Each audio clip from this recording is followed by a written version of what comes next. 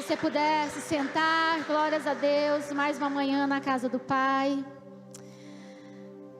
Essa canção, ela fala muito ao meu coração e constrange muitas vezes, porque temos a tendência como seres humanos de nos apegar àquilo que Deus ainda não fez e esquecer do que Ele fez. Que Deus tem feito grandes coisas. E antes de iniciar a mensagem desta manhã, nós estamos numa série de mensagens, o Deus pródigo. E a minha oração, meu desejo nesta manhã é que você olhe para essa palavra e que Deus traga uma nova visão, desperte o seu coração para aquilo que você precisa realmente mudar, transformar a sua mente. Mas antes, porém, eu quero expressar minha gratidão a essa igreja. No início dessa semana nós perdemos o meu tio, irmão da minha mãe. Eu quero agradecer pelas orações, pelas palavras de carinho. E na última semana, na verdade no último dia que eu estive com ele, fui visitá-lo para orar e lembro-me que eu perguntei assim para ele: tio, você tem algum pedido de oração a Deus? E ele estava enfrentando um câncer há algum tempo. E nesse tempo a graça de Deus se manifestou sobre ele também de forma sobrenatural. Mas sabe quando Jesus nos ensina a ser manso e humilde de coração? Esse meu tio, ele era assim. Ele nunca reclamou, nunca demonstrou revolta por estar enfrentando aquela enfermidade. E quando eu perguntei a ele: tio, tem algum pedido especial de oração a Deus? Quer colocar alguma coisa na presença do Senhor? Ele disse assim: só quero dizer para Deus que eu estou preparado, que a hora que Ele quiser me levar, eu estou preparado.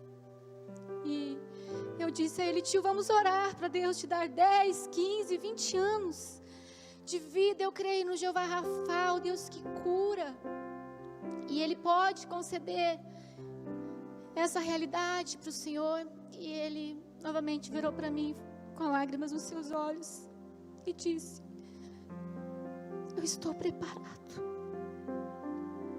Vivemos dias difíceis, e a diferença daqueles que servem a Deus, que tem convicção da vida eterna, é estar preparado.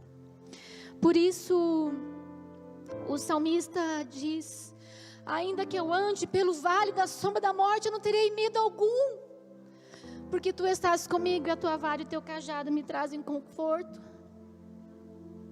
e consolam. Não perdemos ele para o câncer, mas perdemos ele para uma pneumonia. E uma realidade é: pessoas de Deus, pessoas boas, morrem, sofrem, passam por enfermidades, passam por dores. Mas o grande consolo e a esperança, e o apóstolo Paulo nos ensina: consolai-vos uns aos outros com esta palavra, que aqueles que dormem no Senhor ressuscitarão primeiro. Depois que nós estivermos vivos, também estaremos junto com Deus na glória. É essa palavra que deve gerar em nós conforto, consolo e esperança. E eu quero expressar aqui os meus sentimentos às famílias enlutadas. Andréia, Léo, as meninas. Minutos atrás a Ruth mandou também no grupo do pequeno, mandou no pequeno grupo, que a sua tia faleceu hoje também pela manhã. E que o Espírito Santo de Deus venha consolar e fortalecer o coração de vocês. Obrigada, igreja. Mais que uma igreja, nós somos uma família. Aqui nós temos aprendido a colocar na brecha em oração, a chorar com os que choram e nos alegrar com aqueles que se alegram. E essa é a dinâmica do Evangelho. Eu quero convidar você a abrir a sua Bíblia, por gentileza, em Lucas 15. O nome da série que nós temos sido ministrados domingo após domingo é o Deus Pródigo. E a palavra pródigo traz como significado aquele que excede em gastos, aquele que gasta deliberadamente. Mas nós temos aprendido também a enxergar o pródigo como aquele que é generoso em dar. E Deus é um Deus pródigo. Quando o meu tio disse que ele estava pronto para quando Deus o levasse, é porque eu creio que ele percebia e ele sentia a alegria de saber que havia um Deus de braços abertos aguardando a chegada dele na glória. E quando nós olhamos para Deus, nós vamos enxergar esse Pai amoroso, esse Pai celestial que nos ama, que nos cerca com a sua graça, com a sua misericórdia. E a ênfase da parábola do filho, conhecida como o filho pródigo, vai retratar hoje pela manhã o coração do filho mais velho. Mas eu quero antes ler os 2 primeiros capítulos, porque começa ali ambientando o local onde Jesus inicia a sua fala e para quem ele se dirige. O contexto do texto fará toda a diferença para o nosso entendimento. E diz assim a palavra: e chegavam-se a ele e a todos os publicanos e pecadores para o ouvir. E os fariseus e os escribas murmuravam dizendo: este recebe pecadores e comem com ele. Os publicanos e os pecadores, eles têm a simbologia dos que estão afastados de Deus, estão longe de Deus. Já que a palavra, quando fala sobre os fariseus e escribas, eram homens de retidão moral, supostamente próximos de Deus. Mas quando eles olham para Jesus, e Jesus ali com os pecadores, com os publicanos, aqueles que eram considerados usurpadores, cobradores de impostos, o coração deles se revolta. E Jesus então propõe 3 parábolas, a fim de trazer, ensiná-los algumas lições preciosas a respeito da salvação, a respeito do Evangelho, a respeito dos propósitos de Deus para a humanidade. A nossa tendência muitas vezes é ser como os religiosos, como os escribas, como os fariseus, e enxerga o outro com os olhos do raciocínio, os olhos da mente. Mas a palavra de Deus nos diz que Deus não vê como o homem vê. Deus olha com os olhos do coração e Deus sonda o coração. Por isso, Saul foi escolhido porque aparentemente era um homem bonito, alto, que poderia, diante dos outros reis, se destacar por sua beleza, por sua estatura, por sua força, porque as pessoas escolheram conforme os seus olhos. E Deus olha para aquele pastor de ovelhas, que talvez aos olhos naturais jamais seria um dia ungido como um rei. O próprio profeta, que foi à casa do seu pai ali para ver os filhos, quando deparou-se com Davi, e Deus falou que era ele, eu acredito que ele levou um susto, pensou, um menino. Mas a Bíblia diz que Deus vê diferentemente do homem. Deus sonda os corações. E Deus está aqui nesta manhã através do seu Espírito para sondar o meu e o seu coração. Então Jesus propõe essa parábola aos ouvintes ali. E a primeira parábola é da ovelha perdida. Ele faz essa analogia do pastor que está com as 99 e se depara com uma que está perdida. E ele deixa as 99 de largo e vai em busca da que estava perdida. E a Bíblia diz que, no versículo 6, chegando à sua casa, convoca os amigos e vizinhos, dizendo: alegrai-vos comigo, porque já achei a minha ovelha perdida. Aquele pastor amava cada uma das suas ovelhas, mas ele preocupou-se quando percebeu que uma se perdeu. E o seu coração se encheu de alegria porque a perdida foi encontrada. E ele trouxe para perto de si, para estar próximo das demais. Mas o coração daqueles homens religiosos ainda estava duro, não conseguiam compreender a graça de Jesus sendo revelada ali àqueles pecadores, aos publicanos. Então Jesus propõe outra parábola. Ele fala a respeito da dracma perdida, que uma mulher tinha algumas moedas e ela se depara com a falta de uma moeda. E ela então, angustiada, ela começa então a procurar a dracma perdida. Então ela começa diligentemente a se desesperar, a varrer sua casa, a procurar aquilo que havia se perdido. E o versículo 9 do capítulo 15 diz: e achando-a, convoca as amigas e vizinhas dizendo: alegrai-vos comigo porque eu achei a moeda perdida, eu achei a dracma perdida. Ou seja, aquilo que foi perdido foi encontrado, aquilo que foi procurado foi achado. E a palavra do Senhor nos diz que nós devemos ser perseverantes em oração, diligentes nesse tempo. E diz que quando a gente bate na porta, ela será aberta. Quando a gente pede algo, nós encontraremos. Todo aquele que pede, recebe. O que busca, encontra. O que bate, se abre. Quantos recebem essa palavra?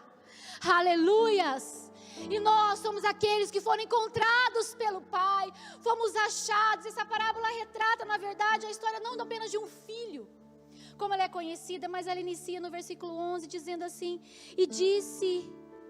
um certo homem tinha 2 filhos. Porém o mais moço disse ao pai: pai, dá-me a parte da fazenda que me pertence.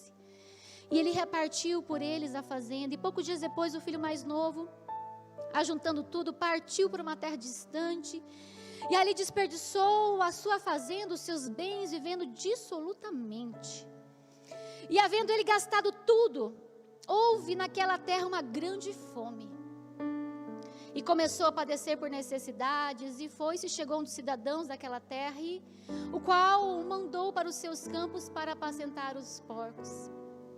E desejava encher o seu estômago com as bolotas que os porcos comiam, e ninguém lhe dava nada. 17. E caído em si, quando os trabalhadores de meu pai têm abundância e pão, e aqui eu pereço de fome. Essa é uma história conhecida de todos nós. Então aquele filho ingrato, desonroso. E nós estamos numa época patriarcal, nós estamos numa época de costumes fortes, de tradição. Quando um filho pedia para o seu pai a parte da sua herança, aquele filho estava sinalizando a sua ingratidão. É como se ele dissesse para o seu pai: olha, a sua vida, a sua existência não tem importância para mim. Olha, me dá logo aquilo que é meu de direito quando você morrer. Na verdade, aquele filho está expressando que no seu coração, tanto fazia aquele pai estar vivo ou estar morto. E assim, muitas vezes, nós procedemos como filhos ingratos, como filhos que não honram o seu pai. Mas a Bíblia retrata a figura daquele pai como o pai celestial, que poderia ali ter exortado o seu filho mais novo, que poderia ali ter disciplinado, expulsado da sua casa sem dar nada. Mas Jesus está mostrando para aqueles fariseus, para aqueles hipócritas, que o amor de Deus é grandioso demais também para com os pecadores, para os desonrosos, para aqueles que são rebeldes. A graça de Deus sempre irá alcançá-los. Não importa o quanto distante esteja o coração deles do Pai, Deus vai ao encontro. E aquele pai foi ao encontro do seu filho e lhe deu aquilo que ele pediu. E aquele filho, lógico que ele perde, porque aquilo que nós recebemos que não nos custou algo, geralmente não damos importância. Mas ele caiu em si e ele lembrou da casa do Pai. A minha oração nesta manhã, para você que está ouvindo essa palavra aqui, para você que tem orado, intercedido por alguém que está afastado da casa do Pai, que nesta manhã ele seja alcançado e alcançada pelo poder que há do Espírito Santo de Deus, que nesta manhã, que nesse dia recaia em si e lembre-se da casa e do amor e do abraço do Pai. E a Bíblia nos fala então a respeito desse Pai. E essa série de mensagens, ela é baseada num livro, Deus Pródigo, Tim Keller. ele inicia o início desse capítulo de uma forma muito interessante, quando ele se depara com a parábola do filho pródigo, e ele diz assim: como que nós podemos, seja como o filho mais novo, seja como o filho mais velho, nos livrar das algemas da perdição? Como que nós podemos mudar a nossa mente e de um coração que está cheio de ira, cheio de rebeldia, cheio de justiça própria, cheio de rebelião, sermos transformados por um coração doador, cheio de amor, cheio de graça, cheio de perdão? E ele inicia o capítulo desse livro dizendo como nós podemos quebrar essas algemas que nos prendem. O fato é que muitas vezes nós podemos sim nos comportar como esse filho mais novo, que se rebela dentro da casa do pai, se coloca debaixo dos seus direitos como se o tivesse, e diz: olha, a partir de hoje você não manda mais em mim, a partir de hoje as regras dessa casa não mais faz parte da minha história, eu vou traçar as minhas próprias regras, eu vou buscar esse hedonismo que tanta sociedade prega, busca pelo prazer incessante. E o filho mais novo gastou toda a sua herança com prostitutas, com festas. E me lembra a história de Daniel, que teve a oportunidade de experimentar o banquete do rei. Mas a Bíblia diz que ele propôs no seu coração não se contaminar. Quero dizer a vocês que são mais novos, que muitas vezes são levados pela pressão do mundo, pela pressão das amizades, e querem agir como filho mais novo, e experimentar os banquetes deste mundo. Cuidado, cuidado. Mas nós vemos um pai que se dirige com amor ao filho mais novo e lhe dá aquilo que ele tinha de direito caso ele falecesse. E a primeira coisa que nós precisamos entender, o primeiro tópico é do que nós precisamos como filhos, seja o filho mais novo, seja o filho mais velho. De que nós precisamos? Nós precisamos entender que nós temos um Deus acolhedor, um Deus de amor, um Deus de graça, um Deus de perdão que não leva em consideração o nosso erro, porque o amor dele é maior do que tudo. Nós temos um Deus de justiça, sim, mas ele ama o pecador, mas ele não suporta o pecado. E o nosso coração precisa ser como o desse Deus generoso, que ama aquele que peca, mas que luta contra esse pecado.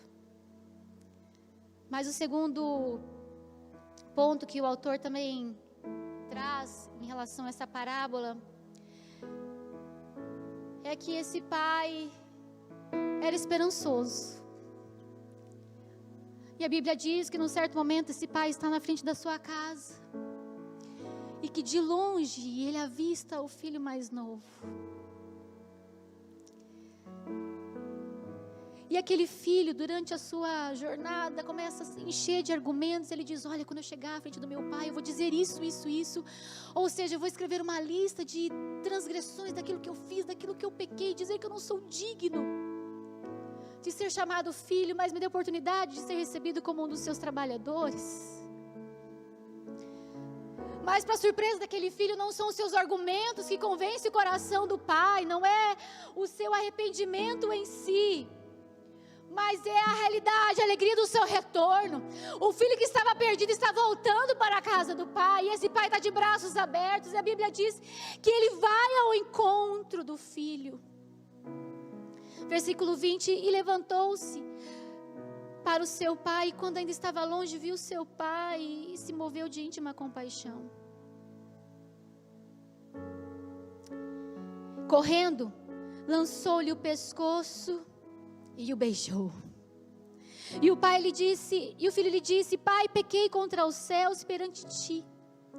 Mas o pai disse aos seus servos: trazei depressa a melhor roupa, vesti-lo, ponde um anel na mão, sandálias nos pés, trazei bezerro cevado, matai-o para que comamos e nos alegramos. O coração do pai, nessa parábola, é o mesmo sentimento de alegria, de gratidão, em relação às duas das parábolas anteriores. Aquela que encontrou moeda perdida e aquele que encontrou ovelha perdida. E o sentimento era de regozijo, de alegria. Ele queria fazer festa para que todos se alegrassem, porque o filho que estava morto reviveu. Mas, para nossa surpresa, o coração do filho mais velho se entristeceu. Mas o que Jesus estava querendo dizer para aqueles homens, através dessa parábola, os religiosos, os presunçosos, cheios de soberba espiritual, afinal de contas eram moralmente respeitados, coesos. Diz a Bíblia que os religiosos levantavam as mãos aos céus e glorificavam a Deus, porque jejuavam, porque davam o dízimo, porque eram diferentes dos pecadores.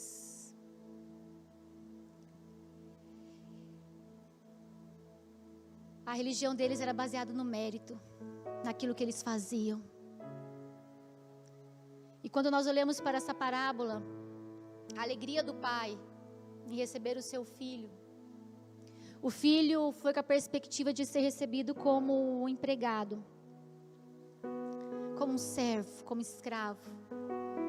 Mas a primeira coisa que aquele pai faz é dar roupas novas para ele, o que diferenciava ele dos escravos. Colocar um anel no seu dedo, um anel de família que simbolizava que ele fazia parte daquela família novamente. E calçados nos seus pés, porque os seus escravos andavam descalços naquela época, os seus servos. Diferenciava. Não importa o quanto aquele filho, não importava o quanto aquele filho tivesse pecado e errado e entristecido o seu coração. A alegria de tê-lo de volta era muito maior, era muito mais especial. Jesus está ensinando, está de frente para aqueles fariseus e escribas, que um pouco mais para frente, iriam fazer um complô para crucificá-lo. Jesus estava querendo mostrar a graça de Deus. Essa parábola retrata a questão da salvação e da perdição. E quanto esse pai se alegrou com a chegada do filho, é o Deus que dá oportunidade para aqueles que estão perdidos, aqueles que estão à margem, aqueles que estão sofrendo vários tipos de restrições. Jesus não foi fariseu, Jesus não foi farisaico com os fariseus. Jesus não foi orgulhoso com aqueles que eram orgulhosos, mas Jesus tentou ensinar o que realmente a palavra e o que ele veio fazer. Ele é a palavra viva de Deus. E a palavra diz que, versículo 25, que o seu irmão mais velho estava no campo. E quando veio, chegou perto da sua casa e ouviu o som de danças, de música, festa. E ele estranha aquela atitude na sua casa, então ele argumenta com o empregado: mas o que está acontecendo nessa casa? O empregado então, o servo se dirige a ele e diz: olha, teu irmão voltou e seu pai resolveu fazer uma festa. E ele disse: mata um bezerro cevado porque é um momento de alegria. E é engraçado que esse bezerro cevado, ele só era utilizado numa região, num momento muito memorável. Era uma comemoração muito especial. E o coração do filho mais velho simboliza o coração daqueles que acham que a graça não deve alcançar aqueles que estão distantes. E nós podemos também nos portar como o filho mais velho. Quando colocamos Deus no banco dos réus e exigimos que Ele nos dê aquilo que é de direito. E nos escondemos nessa mesma capa do mérito, jogando em rosto para Deus: olha, eu sou tua filha, eu sou teu filho, eu sou sério, eu sou correto, eu faço isso na sua casa. E você está abençoando aquele que está longe. E a revolta toma conta do nosso coração, porque o senso de justiça é diferente. E muitas vezes a palavra fala que quando aquele que é justo e padece por necessidade, olha para aquele que é ímpio e vê a prosperidade, o seu coração se indigna. E aí nós agimos como os fariseus e hipócritas. Por isso que quando Jesus olha para eles e fala, olha, pelo lado de fora vocês realmente apresentam uma aparência de piedade, mas por dentro o coração de vocês são sepulcros caiados, vocês estão distantes de mim. Porque vocês se acham mais merecedores do que aqueles que estão longe. E o filho mais velho se porta como esse fariseu. E no versículo 29, ele diz, mas respondendo ele, disse ao pai, eis que te sirvo há tantos anos, sem nunca transgredir o mandamento, e nunca me deste um cabrito para alegrar-me com os meus amigos. E o segundo ponto é, de quem nós precisamos. Da mesma forma que esse pai foi de encontro ao filho mais novo, com graça, amor e perdão, ele vai ao encontro do filho mais velho. E o cabrito, ele tem um valor inferior ao bezerro cevado. E ele joga em rosto a injustiça do seu pai. E ele diz, eu mereço. É como se ele estivesse falando para o seu pai, olha o que ele te fez. E naquela época, o filho mais novo, ele recebia 2/3 da herança. Quando o seu pai morria, o filho mais velho recebia 1/3, uma quantidade um pouco maior. Então, no coração daquele filho egoísta, aquele bezerro cevado que o seu irmão estava usufruindo, era direito seu, fazia parte da sua herança. E ele age como se o seu pai também estivesse morto, assim como o seu irmão mais velho age. Ele age com desonra. Então ele diz, olha, eu te sirvo há anos e você nunca me deu um cabrito sequer para eu celebrar com meus amigos. E a palavra de Deus diz, no versículo 31, e ele lhe disse, filho, tu sempre estás comigo, todas as minhas coisas são tuas,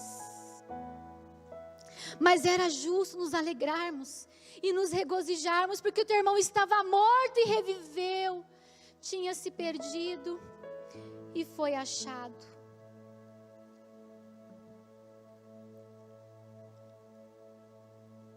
Antes da parábola dos 2 filhos, como eu disse aqui, Jesus menciona 2 parábolas. E nessas 2 parábolas retrata a alegria daqueles que encontraram o que estava perdido. Porque era importante, porque era especial. E aquela mulher que encontra sua moeda, chama suas vizinhas para uma festa. E aquele pastor que encontra a sua ovelha, chama aqueles que estavam ali para a sua festa. Mas quando o filho mais novo retorna para casa, o coração do irmão mais velho não está em festa. O coração do irmão mais velho está cheio de raiva, de ira, de ressentimento. Porque talvez a motivação daquele filho para obedecer o seu pai durante anos e anos, para servir o seu pai na sua casa, não estava baseada no princípio da honra, do princípio da gratidão, do princípio do amor, da lealdade, do coração servil. Estava revestido ali no fundo da alma com desejos baseados no egoísmo. Por isso que quando o seu irmão chega, ele lança em rosto ao seu pai e ele faz a sua lista, dizendo, olha, teu filho gastou tudo com meretrizes, ele gastou com festa, com gandaia, ele foi dissimulado, e você faz festa e eu aqui, sério, honesto, correto, e você não me dá nada para festejar. Durante esses anos eu trabalhei como um escravo. O que a Bíblia está ensinando é que havia 2 filhos na casa do pai, que um decide ir para a terra distante, o seu coração estava distante do seu pai, ele queria experimentar dos prazeres do mundo. Mas a Bíblia fala também desse outro filho, o filho mais velho, que também estava na casa do pai durante anos e anos, mas o seu coração estava distante do seu pai. Assim também podemos ser nós, andarmos distante do coração de Deus, mesmo estando na igreja, mesmo fazendo o trabalho da igreja. E quando Deus não nos responde, não nos dá aquilo que nós queremos, a nossa reação é de rebeldia. E como eu disse, colocamos Deus no banco dos réus, como se Ele estivesse abaixo de nós, colocamos um dedo no seu nariz e dizemos: isso, eu fiz isso na tua casa, eu jejuo, eu oro, eu intercedo, eu trabalho, eu estou sofrendo, padecendo por essa enfermidade, eu estou passando por essa escassez. É porque nós não conseguimos perceber a importância de estar na casa do Pai e perceber que não somos tratados como escravos, mas como filhos. E por mais que passemos por situações difíceis, a graça do Pai nos basta. O amor do Pai é suficiente para nós. E é interessante que esse pai não repreende o filho mais velho. Ele reconhece que aquele filho tinha uma moralidade, um comportamento correto. Mas ele não enxergava a corrupção do seu coração. Aquilo que estava mais oculto. E eu creio que a grande diferença, quando a gente olha para parábolas, a grande diferença das 3, que Jesus quer mostrar àquele povo ali é: a mulher foi em busca da moeda, o pastor foi em busca da ovelha, mas quem vai em busca do irmão que está perdido? O que o Espírito Santo está dizendo para nós nesta manhã é: quem está disposto aqui nesse lugar, nesta manhã, a olhar aqueles que estão longe, sofrendo, cegos pelo pecado? Quem está disposto nessa manhã a se colocar numa posição de irmão mais velho e dizer: eu vou em busca, eu vou proteger, eu vou curar e eu vou trazer de volta? É isso que a parábola quer nos ensinar. E o terceiro ponto é o irmão mais velho. Quem é o verdadeiro irmão mais velho?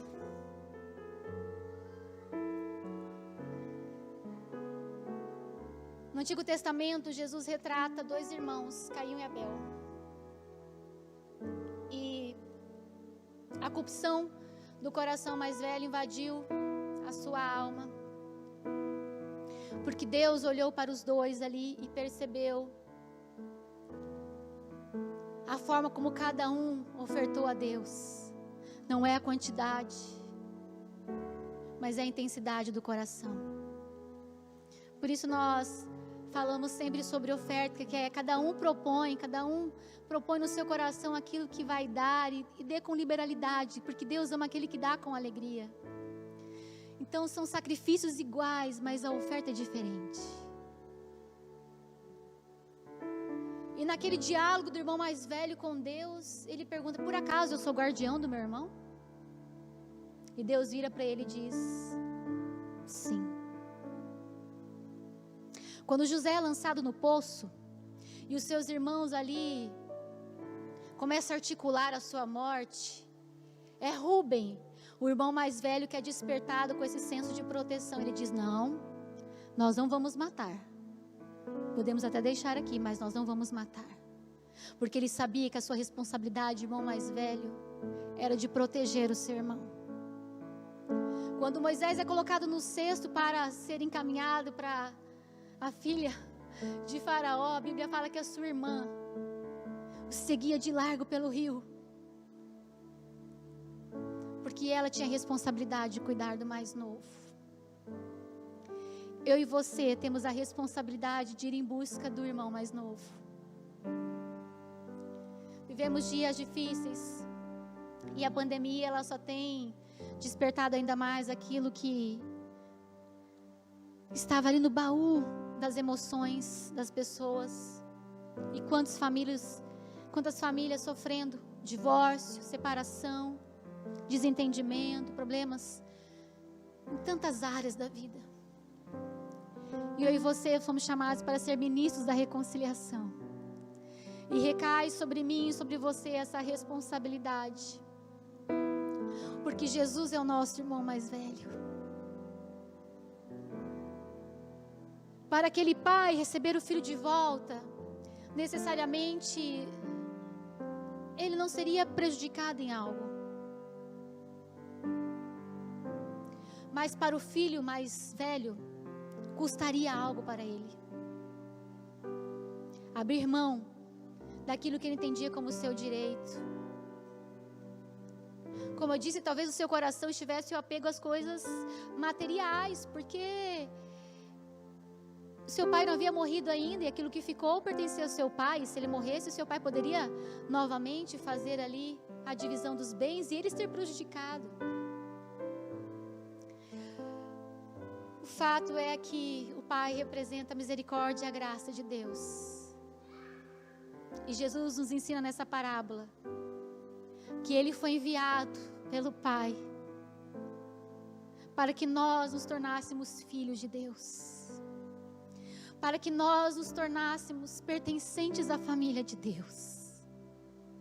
A Bíblia diz que nós estávamos distantes, como ovelhas desgarradas, mas o Pai nos encontrou. E só quem conhece a graça do perdão que recebeu tem a dimensão do tesouro que nós temos. E a Bíblia diz que nós temos esse tesouro em vasos de barro, para que a excelência do poder seja de Deus e não nossa. Não é baseado nos nossos méritos, no nosso comportamento, na nossa conduta, mas é baseado na graça redentora de Cristo Jesus. A matemática de Deus é diferente. Às vezes nós precisamos perder para ganhar.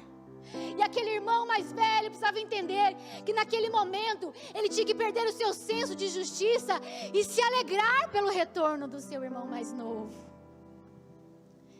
Jesus nos propõe ansiar de alguma forma pelo esse irmão mais novo, esse irmão que é verdadeiro, esse irmão que é altruísta. Não havia outra maneira do Pai Celestial nos ter perto dele, senão por meio do sacrifício do nosso irmão, aquele que é primogênito de todas as coisas. E a Bíblia diz: porque Deus amou o mundo de tal maneira, Ele enviou o seu Filho unigênito, para que todo aquele que nele crê não pereça, mas tenha a vida eterna.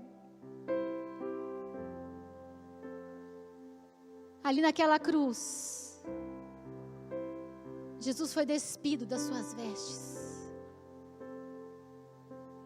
serviu de escárnio, para que eu e você recebesse a veste do Pai.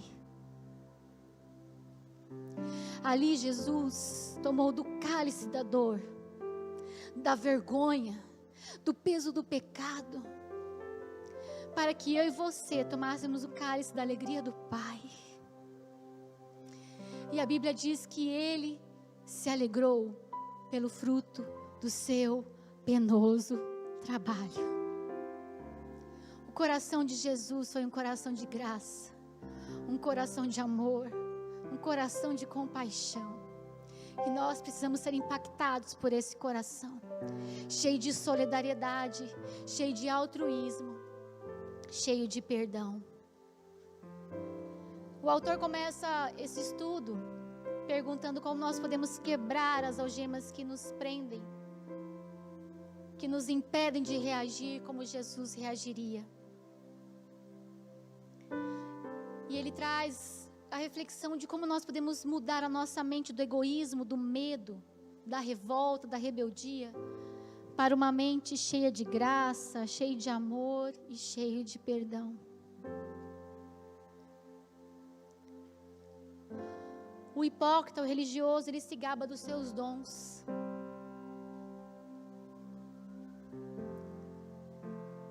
E muitas vezes usa seus dons para expor o erro do outro, para expor o pecado do outro, para expor a falha do outro. E nos falta, sabe o que? Muitas vezes o fruto do Espírito, que nos faz ser longânimo com o outro, amável com o outro, que nos faz nos alegrar com o outro. O que a parábola dos 2 filhos, mais conhecido como filho pródigo, nos ensina, é que aqueles que não sabem chorar com aqueles que choram, jamais vão se alegrar com aqueles que se alegram. O filho mais velho não sentiu o peso do distanciamento do irmão mais novo. Sabe o que Jesus está nos ensinando? Aquele filho mais velho deveria ter ido ao encontro do pai e dizer: pai, não importa se meu irmão pecou contra ti, não importa se ele foi para uma terra distante, não importa se ele gastou ou está gastando tudo que ele tem, não importa, pai, eu vou ao encontro do meu irmão mais novo, porque cabe a mim protegê-lo, e se for necessário, eu gastarei todo o recurso financeiro que também me lhe é de direito, para buscar o meu irmão que está perdido. E eu quero convidar você a se colocar em pé. E a minha oração é que nesta manhã o Espírito Santo desperte o seu coração, para que você vá em busca daquele que está perdido.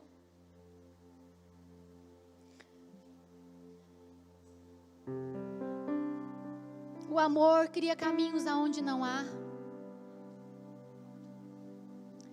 Jesus está nos ensinando que o amor é capaz de fazer cada um de nós realizarmos atos inimagináveis.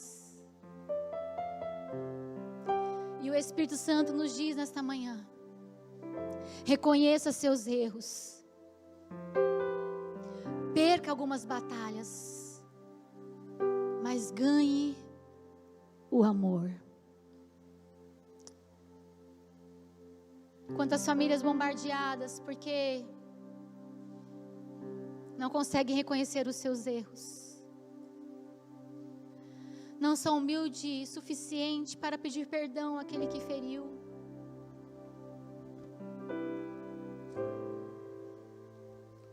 E vamos nos enchendo de orgulho, nos colocando a capa do vitimismo, porque você fez isso, ou seja, você me feriu. E nós precisamos estar livres, totalmente livres para amar, para perdoar, para ter uma nova vida em Cristo. O que Jesus estava dizendo àqueles homens é que aqueles pecadores tinham direito do recomeço. Todos nós temos o direito de alcançar um recomeço pela graça redentora de Cristo Jesus. Não importa o quanto você esteja longe do coração do Pai, seja por vestir da capa da moralidade, da arrogância e soberba espiritual, de se sentir melhor que o outro muitas vezes, ou do filho que não valoriza a presença e a casa do Pai.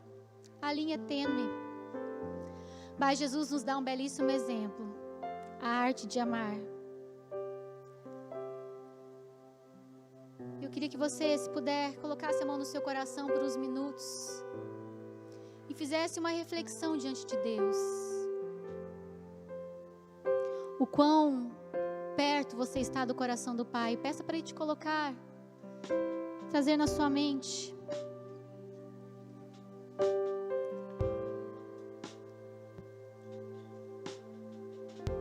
Nós estamos realizando algumas ações, e final de semana passado nós realizamos drive-thru solidário, porque o inverno está chegando e nós precisamos saber que há filhos perdidos que precisam do cuidado do Pai, e Deus convidou a mim e você para fazer parte dessa obra. E eu sou muito grata a Deus por essa igreja, por tantas doações com excelência que foi feito. Mas meu coração se constrangeu no momento que nós estávamos separando as roupas boas, cobertores bons, mas havia alguns mais novos, e a Bíblia ensina a cuidar dos domésticos da fé. Meu coração se moveu a dar o que era melhor para as extensões, para os domésticos da fé, e separamos em sacos só roupas boas, mas aquelas melhores, aqueles ternos, aquelas blusas de seda, meu coração pensou: vamos encaminhar para a extensão, para os irmãos, para os domésticos da fé, porque eles vão usar muito mais do que para esse outro lugar que nós vamos dar, porque são moradores de rua. E Deus incomodou meu coração, porque o Pai Celestial vê tanto aqueles que estão perto como aqueles que estão longe, com o mesmo amor, com a mesma graça. E essa semana eu vou voltar e vou mudar todos os sacos de novo, porque aqueles que estão na rua merecem receber a melhor vestimenta, merecem receber o melhor cobertor, merecem receber o nosso amor. E se você quiser fazer parte dessa obra, nós estaremos saindo domingo, pela manhã, né, Pastor Ivo? Um dos nossos irmãos está ofertando 2 vezes por mês um almoço, esses moradores de rua, do lugar aqui próximo. E nós o procuramos para ver o que nós podíamos ajudar como igreja. E no domingo que vem, é a escala dele, ele vai estar lá levando o marmitex. E se você puder estar conosco, nós estaremos indo lá para orar com aqueles moradores de rua, para dar o melhor cobertor e a melhor roupa para eles, para orar e mostrar que o Pai está de braços abertos para receber. Não importa o quão distante eles estejam, não importa quão perdidos eles estejam, a graça do Pai, o amor do Pai que é derramado sobre nós, também é derramado sobre eles. Quantos querem fazer parte dessa obra? Quantos estão dispostos aqui nessa manhã a serem esses filhos mais velhos, a esses filhos que sabem que cai sobre si a responsabilidade de cuidar do irmão mais novo, aquele que não tem maturidade, aquele que é levado pelos seus impulsos, aquele que está distante. Quando o coração daquele filho mais velho se vira com revolta para o pai, o pai diz a ele: meu filho, tudo que tenho é teu. Tudo que eu tenho é teu. Jesus está dizendo para nós, não importa o quão distante muitas vezes seu coração fica, e o nosso coração pode endurecer diante das perdas, diante das mortes. Por que o bandido não morre? Por que o bandido não pega câncer? Por que é o pai de família que morre? Por que é a mãe de família, a mulher de Deus que sofre? Você já fez esse questionamento? E Deus fala: ai, você não entendeu nada. Você está na minha casa, mas você está distante de mim. Por isso coloca mesmo a mão no seu coração e peça para que Deus te dê um coração novo. Um coração cheio de graça, de compaixão. Reconheça os seus erros. Perca algumas batalhas, mas ganhe em amor. Que a nossa família seja não um campo de batalha, mas que a nossa família seja um lugar de refúgio, um lugar de graça e um lugar de perdão. Para encerrar, eu quero liberar essa palavra de 1 Coríntios 13 sobre você, porque o amor da fé é a inclinação para nós crermos e termos as intenções certas. Ainda que eu falasse a língua dos homens e dos anjos e não tivesse amor, seria como metal que soa e como um sino que tine. Ainda que eu tivesse o dom de profecia e conhecesse todos os mistérios, toda a ciência. Olha o filho pródigo aí. Eu fiz isso, eu fiz aquilo. Eu tenho todo o conhecimento das coisas, estou aqui contigo. Mas você celebra com aquele que não tem conhecimento nenhum, que vai para o erro. Mas o apóstolo Paulo diz: ainda que eu tivesse todos os dons e conhecesse todos os mistérios, toda a ciência, tivesse toda a fé, de maneira que transportasse os montes, mas não tivesse amor, eu nada seria. Ainda que eu distribuísse a minha fortuna para o sustento dos pobres, entregasse o meu corpo para ser queimado, e não tivesse amor, de nada aproveitaria. O amor é sofredor, o amor é benigno, o amor não é invejoso, o amor não trata com leviandade, ele não se soberbece, ele não se porta com indecência, o amor não busca os seus próprios interesses, ele não se irrita, ele não suspeita mal. Nessa sociedade hedonista, egoísta, cheia de bandeiras, Nós, como filhos de Deus, precisamos levantar a bandeira do amor. Deus é amor. Deus é justiça. Deus não compactua com o pecado, mas Ele sempre receberá o pecador de braços abertos. O que nós precisamos, como diz o versículo 13 do 13: agora, pois, permaneçam na fé, na esperança e no amor, mas o maior destes é o amor. Construa pontes e não muros.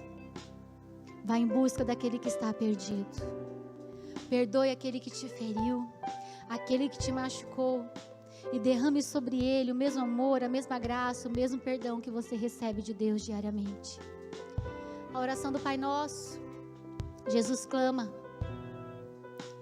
a Deus, nos ensinando: perdoai as nossas ofensas, assim como nós temos perdoado aqueles que também nos ofendem. Que a marca da igreja seja a marca da reconciliação, a marca do perdão e a marca da alegria.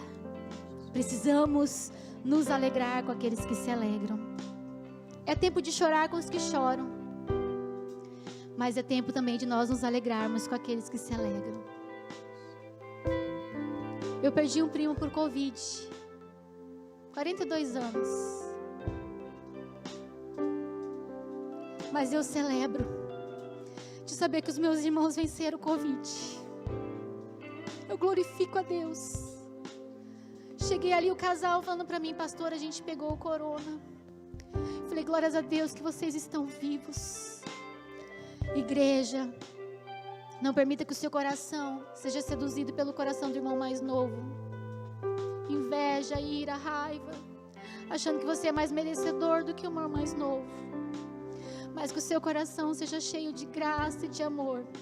E assim como o pastor celebra a ovelha que é encontrada, assim como aquela mulher celebra a moeda que é achada, que nós juntamente com Deus possamos celebrar os filhos que estão voltando para casa.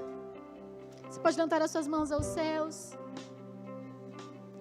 e dizer ao Senhor: Deus, eu estou disposto a pagar o preço que a Tua palavra nos ensina. Há um preço a ser pago, mas vai valer a pena. Você pode dizer: vai valer a pena. Vai valer a pena, Senhor, andar com retidão, andar em amor e perdão. E mesmo que eu sofra as injustiças desse mundo, em mim opera a justiça de Deus. E os olhos do Pai Celestial estão sobre mim. E nesta manhã Ele coloca sobre você um anel de autoridade. Seja um filho do Pai Todo-Poderoso. Se porte como esse cidadão do céu, calçados os seus pés, que é a preparação do Evangelho. Caminhe pelas ruas dessa cidade, trazendo os que estão perdidos. E Ele troca as nossas vestes. Em vez de veste de humilhação, em veste de pecado, em veste de perdição, de tristeza, de luto, o Senhor nos dá veste de louvor. Você crê nisso? Aleluias.